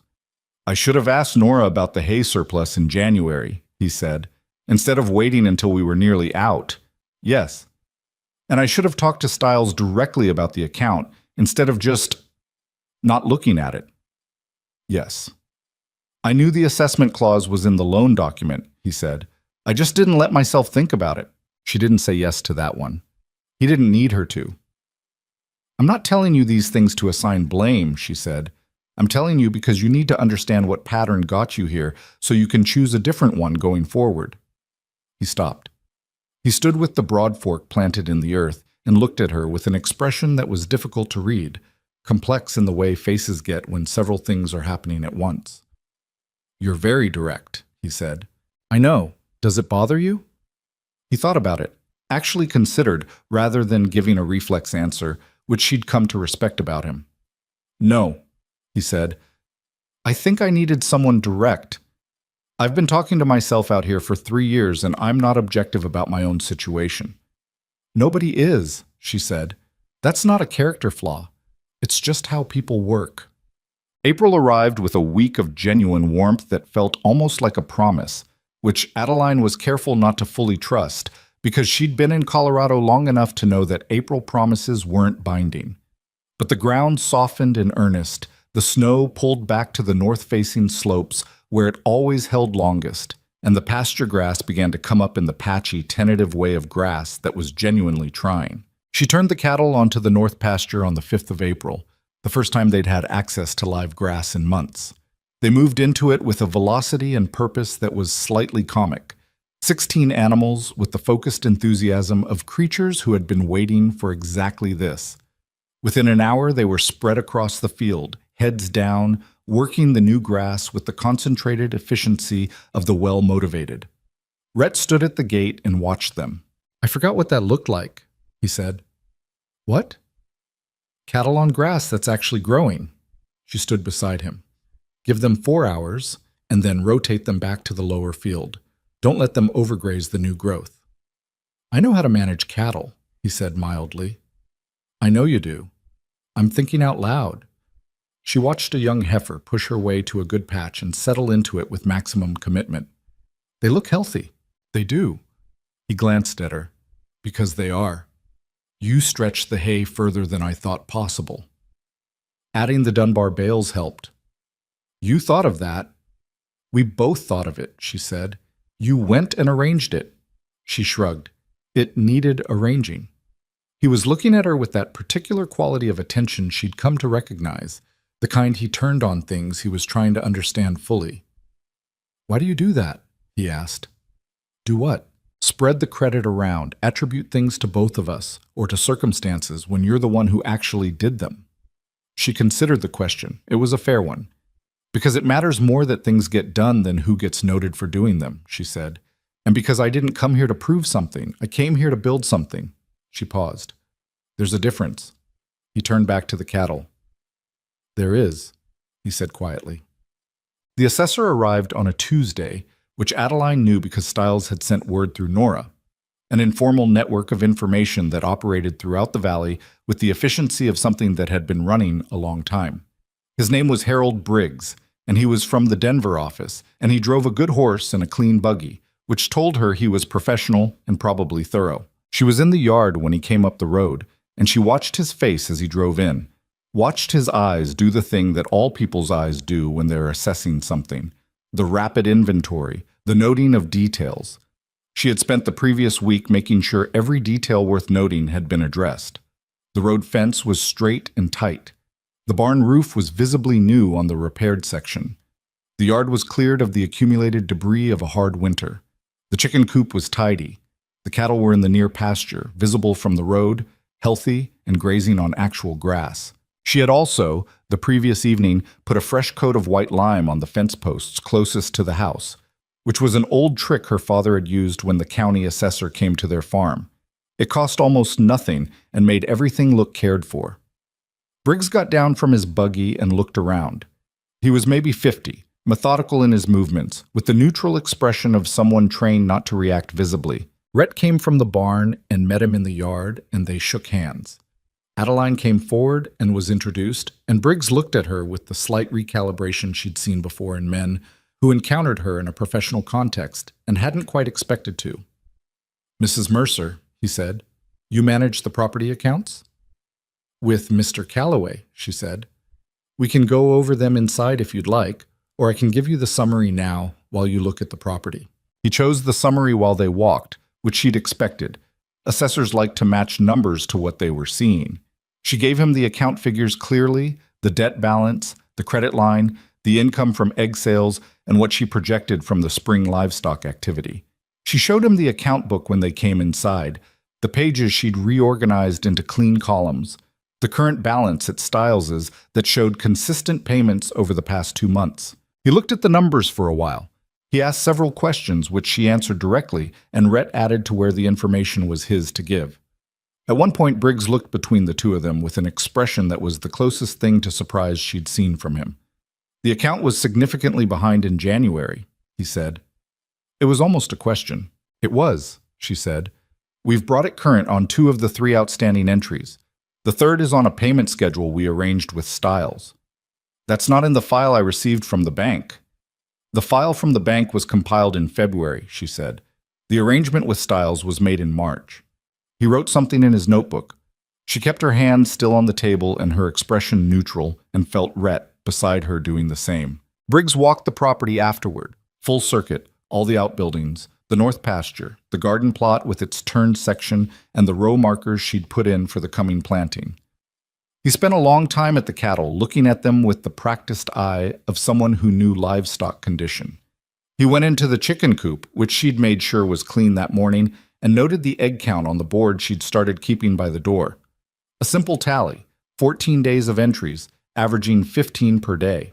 When he came out of the coop, he said, "You've had this flock less than a year?" "The original flock was Mr. Calloway's. I reorganized the management of them in February." "Feed change?" "Feed quality and coop insulation both," she said, "and a clover supplement." He wrote again. He looked at the coop tally one more time, then at her. "That's a meaningful improvement," he said. "It is," she agreed. Briggs stayed 3 hours in total. When he left, he said he'd have his assessment to the bank within 2 weeks, which was the standard timeline. He shook Rhett's hand, nodded to Adeline, and drove back down the road fence that was straight and tight and freshly maintained. They watched him go from the porch without speaking. Then Rhett said, "Well." "Well," she agreed. "Do you think—" "I don't know," she said honestly. "We showed him everything we have. It was real. Nothing we showed him was invented. Whether it's enough to meet the threshold is his calculation to make." She looked at the road. "We did what we could do." Rhett leaned against the porch post with his arms crossed, looking at the place where the buggy had gone. He was quiet in the way he got when something had moved through him, and he was still processing the wake of it. "6 weeks ago I read that bank letter," he said, "and I thought, that was it. That was the thing that would finally finish it." "I know. And instead we spent 6 weeks working harder than I've worked since the first year I had this place." He looked at her. "Because you wouldn't let me accept it as the end." She held his gaze. "It wasn't the end. You couldn't have known that." "No," she said, "but I knew it wasn't a certainty, and an uncertain ending isn't a reason to stop." He uncrossed his arms and looked at the yard. The repaired barn, the clean fence, the coop. the cattle visible in the near pasture. The property didn't look like what it had looked like the evening she'd crested the ridge and seen it for the first time. It wasn't perfect, still had the marks of years of difficulty and the older structures and the lines of the land, but it looked like a working place. It looked like somewhere people were trying. "Adeline," he said. She waited. "I want to tell you something, and I don't say things like this easily." "I know," she said. He kept looking at the yard. "When I put that advertisement in the paper, I thought I needed someone to help keep the ranch from collapsing. That was the extent of it. A practical arrangement. Someone to handle the parts I wasn't handling." He paused. "I didn't think about what it would actually be like to have another person here. Didn't think about the degree to which I'd been alone without fully accounting for what that was doing to me." She waited. She didn't fill the silence. "You came here and you didn't treat this place like a rescue operation," he said. "You treated it like it was worth fighting for. You treated it like—" He stopped, started again. "You treated it like home, from almost the first week. And I didn't know how much that mattered until I was watching someone do it." The wind moved across the yard and the grass in the near pasture bent with it and came back. "It is worth fighting for," she said. "The land is good. The structure is sound. The situation was difficult, not hopeless. I know that now. You knew it before. You just needed someone to remind you." He looked at her then, fully, in the direct way he had when something mattered. "That's a kind version of what happened. It's an accurate version. The accurate version," he said, "is that I'd given up on it. Not left, not walked away, but given up on it inside, just going through the motions of trying." He shook his head slightly. "You don't do that. I don't think you know how." She thought about that, about the farm after Dale died, about the months of going through the motions before she'd been forced to stop. "I learned not to," she said. "It cost me something, learning it. But I learned." He nodded. He was quiet again for a moment, and then he said, "This was supposed to be an arrangement." "It is an arrangement." "That's not what I mean." He turned to face her directly. "I mean, I told myself it was just practical. Someone to help manage the ranch, and it was that. But it's also—" He stopped. He had the look of a man who has gotten to a place he wasn't sure he'd intended to reach. "It's more than that. At least it is for me, and I didn't plan for that." The porch boards were cold under her feet, and the wind was picking up off the ridge, and somewhere in the barn, one of the cattle made a low sound that carried across the yard. She looked at Rhett and thought about the question of what this was and what it had become, and she found that she couldn't cleanly separate the practical from the personal in the way she might have been able to 2 months ago. "I didn't come here expecting anything beyond the arrangement," she said carefully. "I came because I needed a footing and the work was real and I could do it. I know that. And then I got here, and the work was harder than expected, and the situation was worse than described. I know that too. And somewhere in the middle of all of it—" She stopped. She looked at the fence line, the barn, the pasture. "I stopped thinking of this as temporary." He was very still. "I don't know exactly when," she said. "It wasn't a decision. It was more like, I looked up one day and realized I was thinking about next spring's planting, about what the north pasture would look like in 3 years if we managed the rotation correctly, about whether the east field soil could support grain again if we amended it properly." She looked at him. "Those aren't the thoughts of someone planning to leave." "No," he said. "They're not." The sun was getting low over the ridge, turning the sky the same orange it always turned out here in the evening, the color that had been there the day she arrived and every evening since. One of the few things about this hard, difficult, demanding place that was simply beautiful without requiring anything in return. "I don't know what it becomes," she said. "I'm not the kind of person who makes proclamations about things I don't fully understand yet." "Neither am I. But I know that it's real," she said. "Whatever it is." Rhett looked at her for a long moment with that particular quality of attention, the full kind, the kind that didn't slide off, and said, "That's enough for now." And it was. It was more than enough, in the way that real things are always more than the small words used to describe them. They stood on the porch of a ranch that was still in debt and still uncertain and still facing the answer of an assessor they couldn't control, and neither of them reached for more than what was true right now, right here, which was that they had built something together that neither of them had built alone. The sun went down over the ridge, and the cold came back in off the mountains, and they went inside to start the fire, and the house, which had felt empty on the first night she'd walked into it, felt like something different now. It felt occupied. It felt like a place where people intended to stay. The bank's letter arrived on a Friday, 14 days after Harold Briggs drove back down the road fence and out of their lives. Adeline was in the garden when Rhett came from the house with it. She knew from the way he walked, not faster than usual, but differently, with a quality of contained tension that she'd learned to read the way you learn to read weather, that it wasn't ordinary mail. She set down the hand trowel she'd been using to open the soil around the first row of bean seedlings, and pulled off her gloves and met him at the garden gate. He held the envelope out to her. It was already open. She looked at him first. His face told her nothing useful, which meant he was holding it deliberately, which meant he wasn't sure what expression was appropriate yet.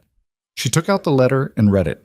The assessment had come in above the threshold, not by a comfortable margin, not by the kind of margin that made you feel the danger had never been real, but above it, clearly and officially, enough that the bank's review clause had been satisfied and no partial payment would be called. The letter was formal and brief, and used the language that bank letters use, which is the language of institutions that do not feel things but occasionally deliver good news anyway. She read it twice, then she folded it and handed it back. "Well," she said. "Well," he said. They stood at the garden gate in the April morning with the smell of turned earth around them and the sound of the chickens in the background and the cattle somewhere in the north pasture, and she felt something release in her chest that she hadn't fully known was still clenched. "I want to go over the account today," she said, "the full picture. Now that we know the assessment is settled, I want to see where we actually stand." He almost smiled. "We get good news, and your first thought is the account book." "Good news changes the math," she said. "I want to know what the new math looks like." He did smile then. The real one. The rare one that changed his face. "All right," he said. "Tonight." She turned back to the garden. She had 3 more rows to open before she could put in the next round of seedlings, and the morning was good. The soil soft and workable, in a way it hadn't been in weeks. She picked up the trowel and got back to it, and behind her she heard Rhett go back to whatever he'd been doing before the letter arrived. And the ranch continued its morning the same way it had been continuing, except that something in its future had shifted from uncertain to possible in the particular official documented way that mattered when a bank was involved. She worked the soil and let herself feel it, quietly, without making too much of it. It was good news. It was not the end of the difficulty. The debt remained, the work remained, the endless daily negotiation with a hard land remained. But it was a door that had been threatening to close, held open. That was enough. The account review that evening was the most encouraging one they'd done together. Not because the numbers were comfortable, they weren't, not yet, but because the shape of them had changed. The debt at Styles had decreased by nearly 1/3 since January, a fact that Adeline had been tracking in increments, but which landed differently when she stepped back and looked at the full arc. The egg income was modest but consistent. The cattle, 16 head going into spring in good condition, represented real value that had been in genuine danger of being lost to a bad winter, and wasn't. She laid it out for Rhett piece by piece, the way she always did. Not to lecture, but because she'd found that talking through numbers out loud helped her catch things. She missed reading them silently, and because Rhett had turned out to be a better financial listener than she'd initially expected. He asked the right questions, and he didn't avoid the uncomfortable ones, which was more than she could say for most people she'd managed money with. "If the spring planting goes reasonably," she said, "and we get a normal summer, no drought, no catastrophic weather event, the Styles account could be current by fall." Define reasonably. Half a yield on the garden. The north pasture rotation holds. We don't lose more than 1 or 2 cattle to summer illness. She looked at the numbers. Reasonably doesn't mean perfectly. It means the way things go when nothing catastrophic happens. Things catastrophic happen out here regularly. I know. I'm saying if they don't, this is the picture. She closed the book.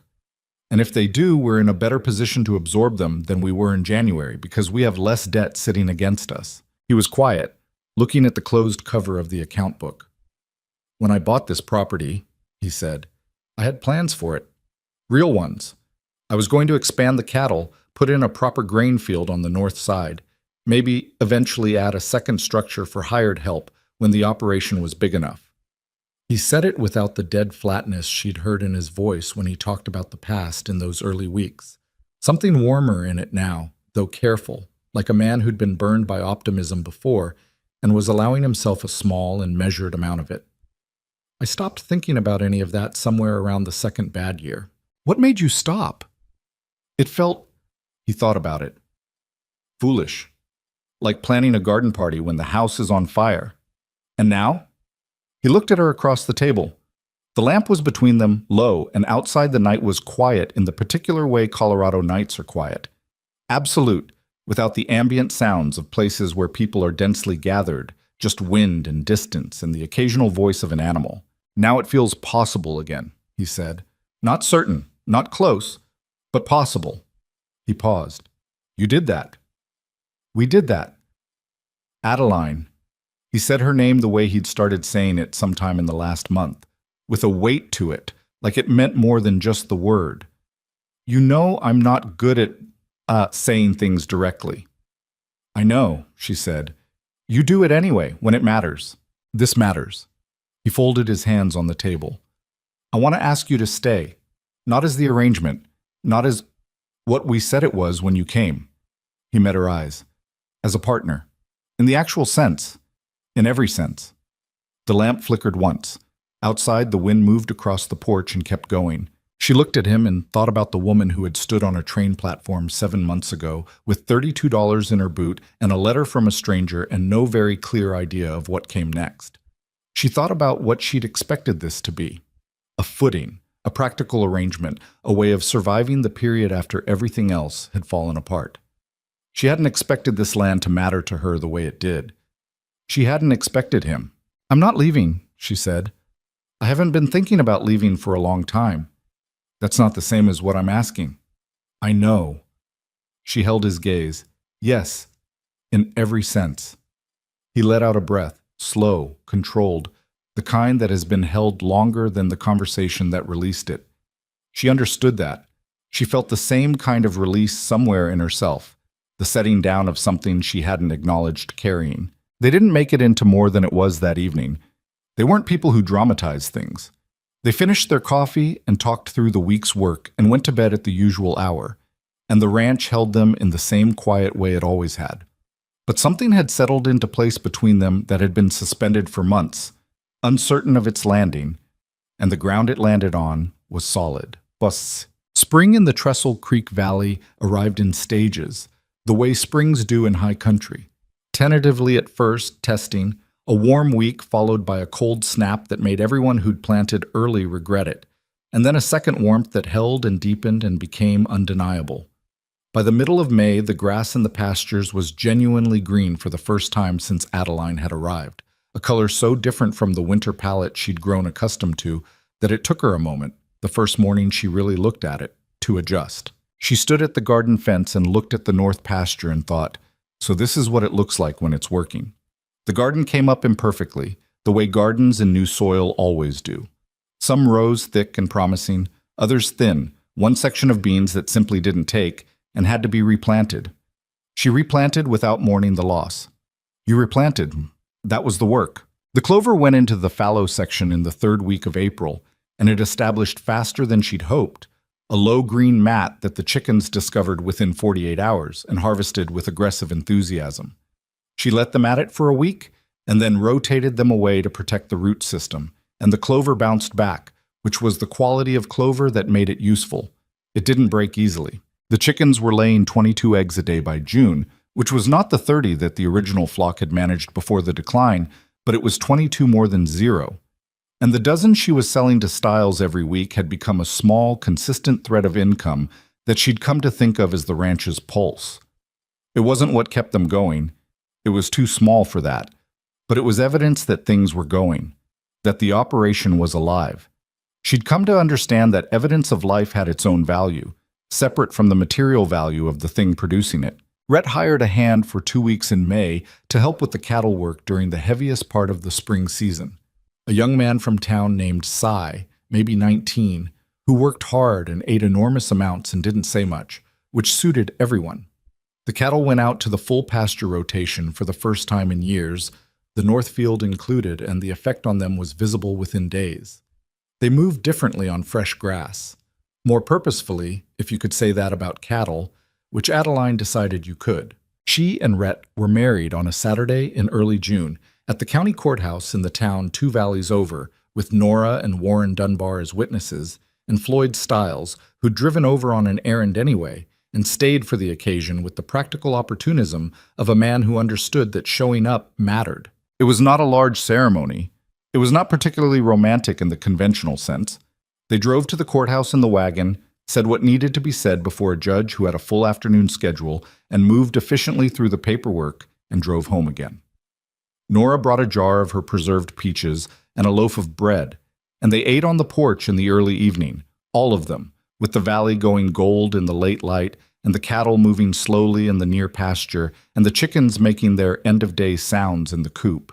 Warren Dunbar, who was a quiet man in the advanced stages of the illness that would eventually take him, though he was not gone yet, not nearly, and was having a good day, raised his cup of coffee and said, "To sensible people making sensible decisions." "Warren," Nora said. "That's a compliment," he said, unrepentant. "Sensible is harder than it looks." Rhett looked at Adeline across the porch table with the expression she'd come to know, the direct one, the full attention one, and she looked back at him, and neither of them said anything, which was its own kind of statement. The summer was not easy, because nothing in that country was easy, but it was good in the way that matters more than easy. The heat came hard in July and tested the garden, which she managed by getting up before light to water in the cool morning hours, and covering the most vulnerable plants through the hottest part of the day with old cloth she'd found in the barn. Some things died anyway. The squash did better than she expected. The root vegetables, turnips, carrots, a section of potatoes in the newly amended soil, came up with the stubborn reliability of plants that had what they needed. She turned the north field's fallow section under in August. The clover worked back into the earth and planted a late cover of winter rye for the cold months. It wouldn't produce anything edible, but it would hold the soil and add to it, and the fact of doing it, of thinking a year ahead, of making a decision whose benefit would arrive in a future season, felt like a kind of statement about where they were. You only planted for next year when you intended to be there for it. The Stiles account reached current in September, the last entry settling a debt that had been building for 3 years. She sat at the table and wrote the final amount in the account book and drew a single line under it. Not for drama, just because it was the end of that column and the next entry would start a new one. Rhett was sitting across from her, and he watched her draw the line and didn't say anything for a moment. "That's it?" he said. "That's it," she said. "Current, not paid off. There's still the bank loan, and that's years, not months. But the store account is current." He looked at the page. "I owed Floyd Stiles money for 3 years," he said. "Through 3 harvests and 2 birthdays and the whole time you've been here. And now you don't. And now I don't." He leaned back in his chair. He had a look on his face that was hard to name, but she recognized it as the particular expression of someone experiencing the absence of a pressure that had been so constant they'd stopped feeling it as pressure, and had started feeling it as just the shape of things.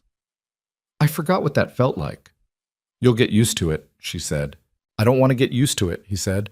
"I want to remember what it feels like, so I don't let it get back to that point." She looked at him. "That might be the most useful thing you've said about the finances since I arrived." "High praise," he said, which was as close to dry humor as Rhett Calloway got, and which she had come to find, somewhere in the months between February and September, genuinely endearing. "What?" Stiles mentioned it in October in the way he sometimes mentioned things, sideways, while doing something else, like the information was incidental when it clearly wasn't. "People have been asking about the Calloway place," he said, weighing out the week's egg delivery. "What kind of asking?" "The kind where they want to know how you did it." He wrote the credit in the ledger. 2 other homesteads in the valley had bad years. One family left in August. The others still holding on, barely. He glanced at her. "People are paying attention to what's working." She thought about that. "We didn't do anything remarkable," she said. "We looked at the actual situation. We made practical decisions. We stopped pretending things were fine when they weren't." "That's more than most people manage," Stiles said. He handed back the ledger. There's a family. The Garfields, east side of the valley. The wife came in last week asking questions about egg production. I told her she might talk to you. She's welcome to come out, Adeline said. I told her that too. He began wrapping her supplies. You should know. Some people in town expected that ranch to fold. Expected you to leave by spring. He said it plainly, not cruelly, because Stiles was not a cruel man, just a straight one. Some of them were wrong. I appreciate when I get to tell people they were wrong. She gathered her packages. We weren't trying to prove anything to anyone. I know, he said. That's usually how it works when people actually accomplish something. But to see, it. The Garfield woman came in November. Her name was Pearl, younger than Adeline had expected, maybe 26, with two small children who sat in the wagon while their mother talked with Adeline in the yard for the better part of an hour.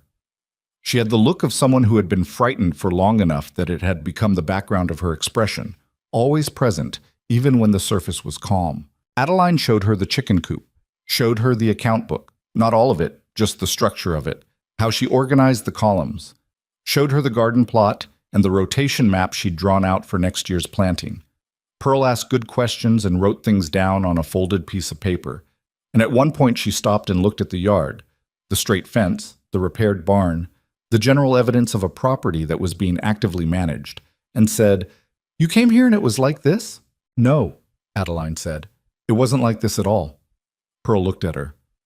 It was worse than what you're describing with your property, Adeline said. The fence was down. The chickens weren't laying. The account at Stiles was behind and not being looked at. She paused. I'm not telling you that to minimize your situation. I'm telling you so you understand that what you're looking at here is not where it started. Pearl folded her piece of paper and put it in her coat pocket. How did you know it could be fixed? I didn't, Adeline said. Not for certain. I believed it could, and I worked from that belief. And some of the things I tried didn't work, and some did. She looked at the yard. The only thing I knew for certain was that giving up on it was a guaranteed outcome. Trying was the only thing that kept the other possibilities open. Pearl nodded slowly. Her youngest had started fussing in the wagon, and she glanced over. I should go. Come back if you have more questions, Adeline said. Or when you don't, just come. Pearl climbed up onto the wagon seat and gathered her children and her reins.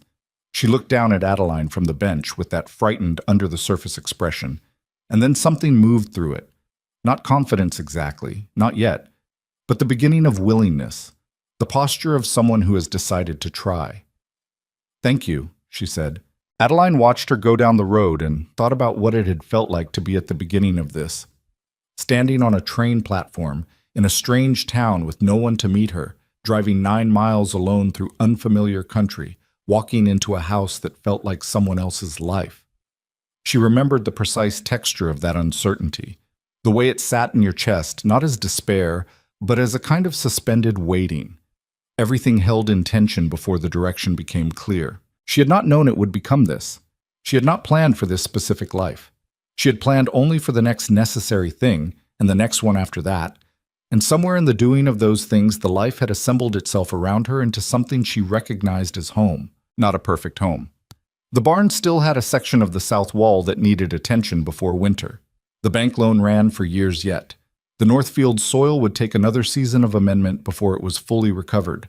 Rhett still didn't say things easily, and she still said too many things at once, and they still had evenings where they talked past each other about something or nothing and went to bed having resolved nothing, and then got up the next morning and got back to work because the work was always there, which was one of the things that was also, in its own way, a kind of anchor. She went back inside.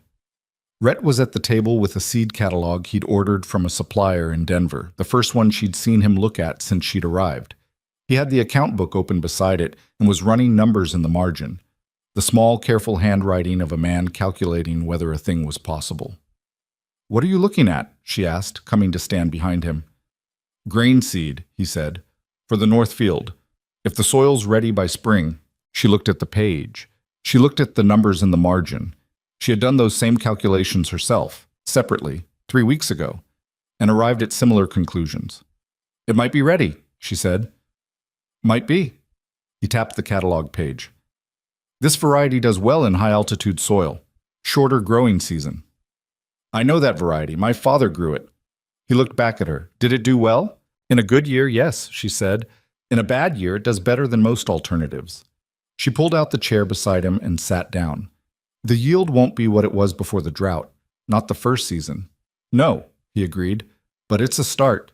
She looked at the numbers in the margin and the catalog and the account book, and outside through the window at the yard where the fence stood straight along the road and the barn roof held against the November sky, and the chickens moved around the coop with the focused contentment of animals that had what they needed. She thought about all the things that had been broken when she arrived and all the things that had been mended since, not perfectly, not all of them, some of them still in process and would be for a long time. And she thought about what it had taken to get from there to here. It had taken work. That was the true part, the part she'd tell Pearl Garfield or anyone else who asked. Hard, daily, unglamorous work, the kind that doesn't feel like a story while you're doing it, the kind that's just one foot in front of the other until one day you look up and realize you've covered a distance you couldn't have imagined standing at the start. But it had also taken something harder than work, something that work alone couldn't produce. It had taken the willingness to stay present to a difficult thing when every reasonable instinct said to protect yourself by pulling back. It had taken two people deciding, separately, privately, in their own time, that the risk of caring about an outcome was worth the possibility of losing it.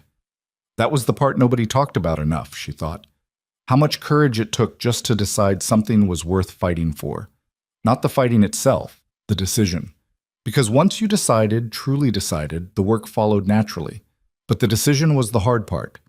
The decision was where most people lost their footing. She had lost her footing before. After Dale. After the farm. She knew exactly what it felt like when the ground went out from under everything you'd built your life around. And she knew how easy it was to decide, in that free fall, that building again wasn't worth the risk of losing again. She had felt that. She had understood it.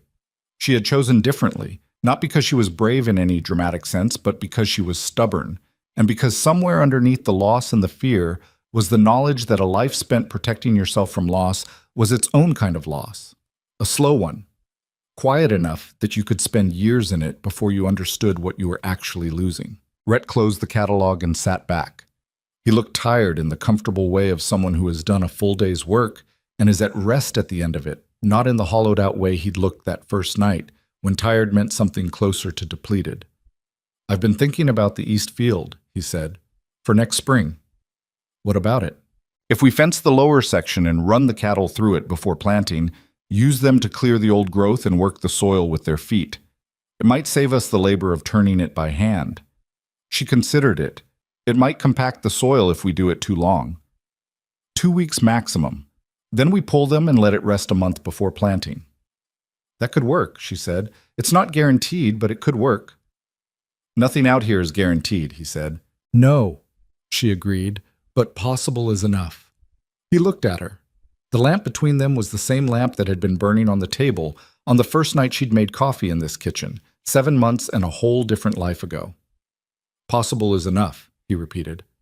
Not as an agreement exactly, more like he was learning the sentence. She reached over and opened the account book to a fresh page. The first page of the new column, the one that started after the old debt was settled. She wrote the date at the top and left the rest of the page empty, which was what a fresh page was supposed to be. What are you doing? He asked. Starting the record for next year, she said. I want to see from the beginning what it looks like when things go in the right direction. He watched her write. Outside, the November wind moved around the corners of the house with the patient, pressing qualities she'd come to know as simply the character of this place. Not hostile, not welcoming, just present, always present, the land making itself felt the way it always did, indifferent to whether you were flourishing or failing, unchanged by either. The difference was never in the land. The land was the land, hard and demanding and occasionally brutal, and also, in the right season with the right work, capable of something close to abundance. The difference was always in the people who decided to stay on it, in whether they chose, over and over, every morning when the cold came and the work was long and the outcome was uncertain, to keep going. She and Rhett had made that choice. Not once, not in a single dramatic moment, but in hundreds of small, ordinary moments, the accumulated weight of which had become without either of them fully intending it, a life. That was how it worked, she had come to understand. That was how anything real was built. Not in the grand gestures, not in the moments you'd tell someone about later as the turning point. In the pipe fixed at 5 in the morning, in the fence post reset in the dark, in the accounting that didn't look away from the numbers, in the conversation that said the hard thing instead of the comfortable one, in showing up day after day to a thing that hadn't yet decided what it was going to become. You couldn't know, standing at the beginning of it, what it would be. You could only know whether it was worth the trying. She looked at the empty page. Outside, somewhere in the dark of the pasture, one of the cattle made a low sound and was answered by another, and the ranch settled around them into the particular quiet of a place where people had decided to stay.